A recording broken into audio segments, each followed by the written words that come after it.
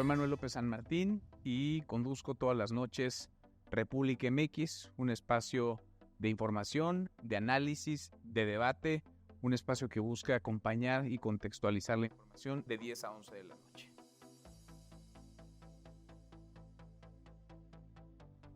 El periodismo creo que está en constante cambio, en permanente transformación, está evolucionando y quienes nos dedicamos a lo que nos dedicamos, realmente tenemos como objetivo ir junto con este proceso, conocer a nuestras audiencias para explicarles lo que ocurre, contrastar con ellos también, escucharles su punto de vista. Creo mucho en esta información de ida y vuelta, en donde escuchamos y nos escuchan también, se genera un debate público que es muy sano en cualquier país, digamos, democrático, en donde aspiremos a que se enriquezca lo que sucede en lo público y que nos impacta a todos. Sí que ha sido una evolución constante y un reto también en lo profesional, porque hay que sumar, digamos, a estos formatos tradicionales de la televisión, la radio, la prensa escrita, las plataformas digitales, cómo interactuar con ellas y cómo hacer parte a nuestras audiencias de esos procesos de transformación. La información corre muy rápido y hay que no solamente explicarla muy rápido, contextualizarla muy rápido, analizarla para poder digerirla y hacerla cercana, hacerla útil a la gente. Bueno, yo empecé muy joven, empecé a publicar a los 16 años y desde que empecé a publicar, desde antes incluso, yo sabía que mi pasión estaba en el periodismo, en decir cosas, en participar de lo público. El periodismo para mí tiene esta enorme responsabilidad en un país, en una democracia, y en la responsabilidad de acercar a la gente información útil, pero información también veraz, y conlleva una carga importante de responsabilidad. Y en el contexto en el que nos encontramos, me parece que sumar voces, la pluralidad, la diversidad de voces, nutre el debate público, y esa es la esencia, digamos, del periodismo, escuchar la mayor cantidad de voces. Cuando yo empecé a los 16 años, evidentemente era otro México, era otra realidad, eran otras las condiciones de los medios de comunicación, y muy pronto me di cuenta que no solamente me quería quedar en el periodismo escrito, sino que quería evolucionar al periodismo en televisión y en la radio. Me apasionan ambos, tengo la fortuna de poder hacer radio todos los días, televisión todos los días y escribir una columna también. Entonces me parece que estos medios, lejos de competir, se complementan y cada uno tiene un rol y una función en una audiencia que está ávida de voces, de información, de contraste de ideas y de periodismo que realmente sea cercano, periodismo que realmente escuche a la gente, a las audiencias, que tenga en el centro al ciudadano y en este caso parece que acompañar los procesos de transformación es muy relevante. Te decía, yo empecé a los 16 años y fue tocando puertas de mi columna, mi primer columna. Yo desde que iba en la secundaria me gustaba como hábito leer los periódicos y escribir lo que opinaba sobre lo que leía. La mandaba a todos los directores editoriales, a las redacciones de los periódicos. Pasaron muchos meses, nadie me contestó. Y un día me respondieron, empecé a publicar de manera mensual, luego quincenal, después semanal en la crónica de Hoy. Y a partir de ahí ya fue una carrera, una marcha que inició y que no ha terminado. Pasé por varios periódicos en distintas secciones, me formé también en las redacciones de los diarios desde que iba yo en la preparatoria, en la universidad, estudié ciencias políticas un poco para tener herramientas que me acompañaran en esta vena periodística. Y tocando puertas llegué a la televisión, Proyecto 40 primero, que evolucionó a ADN 40 después. Y en radio también estuve en diferentes espacios con distintas responsabilidades, desde comentarista semanal hasta titular de un espacio los fines de semana, después titular de espacios más relevantes y con mayor también penetración. Y ha sido, la verdad, una carrera muy rica en experiencia. Ha sido también muy ilustrativo comprender cómo es que van evolucionando los medios y evolucionar y crecer con ellos mismos, porque tenemos hoy, insisto,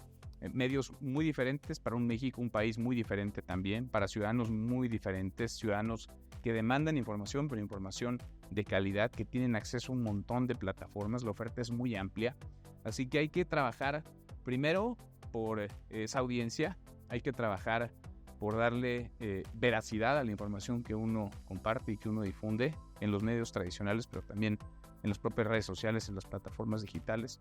y que eso nos permita generar confianza, lealtad con las audiencias, teniendo en el centro a los ciudadanos a quienes a final de cuentas nos debemos, porque es tan democrático como cambiar el canal de televisión o decidir optar por otra estación de radio, simplemente no leer un contenido. Entonces el reto es cotidiano, es permanente y se vuelve muy apasionante, no más con esta velocidad, la información, lo que sucede, que todo es tan cambiante, es tan rápido, el contraste es prácticamente inmediato,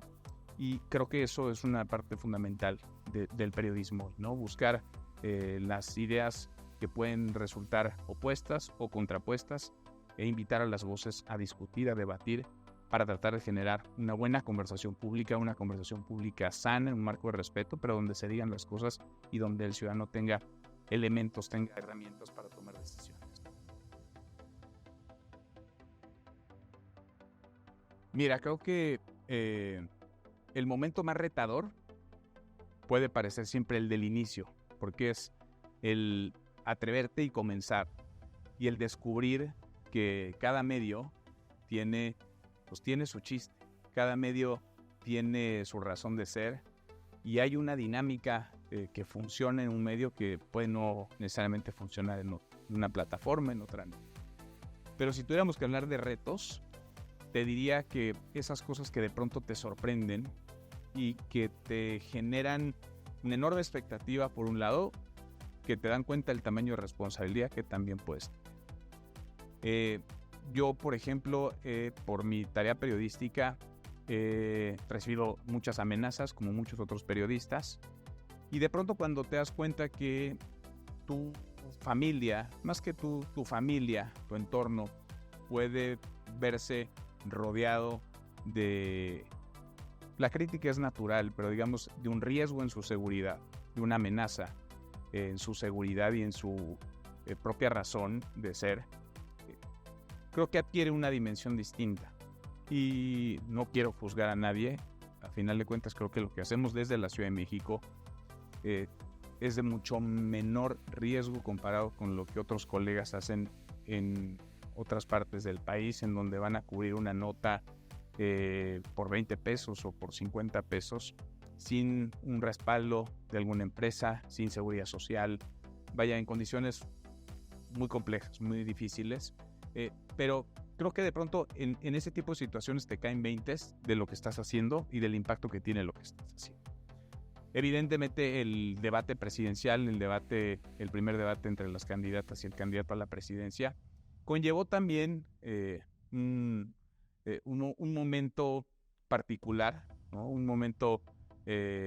difícil, porque era de entrada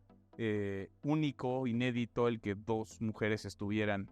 debatiendo, el que una de ellas fuera a ser la próxima presidenta. Las circunstancias también del país se convirtieron en un asunto a considerar, que al final de cuentas la tensión, una campaña electoral es muy natural, y yo trataba de que el moderador no fuera el centro de la conversación pública, pero entiendo también de estrategias, y creo que ahí es una de las lecciones que el periodismo debe tener, ¿no? El periodista da la noticia, el periodista no debería de ser la noticia, y cuando es la noticia, tratar de salirte lo más rápido posible de ahí, cuidando siempre tu prestigio, tu trayectoria, y haciendo gala también de los espacios y de la experiencia que uno va adquiriendo con el paso de los años. En mi caso son un poco más de 20 años ya de que comencé yo a publicar y a dedicarme a esto que me apasiona. Pero de todo se van obteniendo lecciones y hay que entender, uno, que la piel se necesita gruesa para resistir y aguantar las críticas. Y la verdad es que las críticas son parte del alimento cotidiano de nuestra profesión. Necesitamos de la crítica para crecer. Necesitamos, creo que, de la crítica para saber que estamos incidiendo, que estamos dejando una inquietud, una idea en quienes nos están viendo, bueno o mal, hay quien podrá o no simpatizar con ella, y además podríamos profundizar mucho, pero pues, digamos, géneros periodísticos que se prestan a eso, ¿no? Tú lo haces la entrevista, pero también si estuviéramos con un artículo de opinión es muy distinto a dar la noticia y a consignar hechos. Entonces, digamos, tomar esa crítica y esos comentarios como lo que son, ponerlos en su dimensión y en su proporción, pero, insisto, la responsabilidad